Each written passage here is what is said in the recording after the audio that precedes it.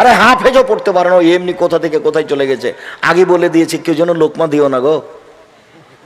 খতম তারাবি মানে কি, এমনি সবাই মিলে ফাঁকি দিচ্ছে, কেউ বুঝে না। কেউ কি ক্লিয়ার না ভেজাল আছে? আমি কি কাউকে গালি দিয়েছি?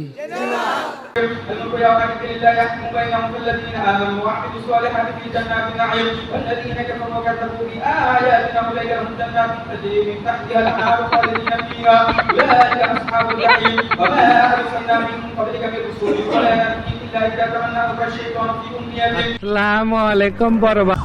এটা হাস্যকর এই দেশের জনগণের জন্য হাস্যকর। فينفخ الله ما يلقي الشيطان ثم يحكم الله ما يحكم الله عليم حكيم ليجعل ما يلقي الشيطان فتنة للذين في قلوبهم وإن الظالمين لهم عذاب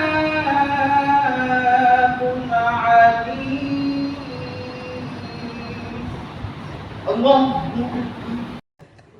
আরে এরা কারা, কোত্থেকে এলো? বিষয়টা একটু ব্যাখ্যা করবে। বিতর্ক লাগিয়ে দিয়ে সূরা বাকারা আপনার পক্ষে, আগে তাকে জান্নাতে দিতে হবে তারপরে কথা। আল্লাহ বলছে না পাপী জাহান্নামে যাবে, সূরা বাকার বললো জি না, আমাকে পড়েছো তাকে আগে জান্নাতে দিতে হবে তারপরে কোনো কথা। আপনার পক্ষ হয়ে সূরা বাকারা তুমুল ঝগড়া করবে আল্লাহর সাথে, আপনাকে আগে জান্নাত দিবে তারপরে বা সূরা বাকারা থামবে। আমি আর আপনি তো বুঝলাম না, তখন সহজ করে দিয়েছেন আল্লাহ রাসূল। তাহলে এক কাজ করো, সূরা ইখলাস 3 বার পড়ো, সব হয়ে যাবে। 1 মিনিটে একবার কোরআন মাজিদ, 1 মিনিটে একবার কোরআন মাজিদ। আব্দুর রাজ্জাক সাহেব এত সহজ?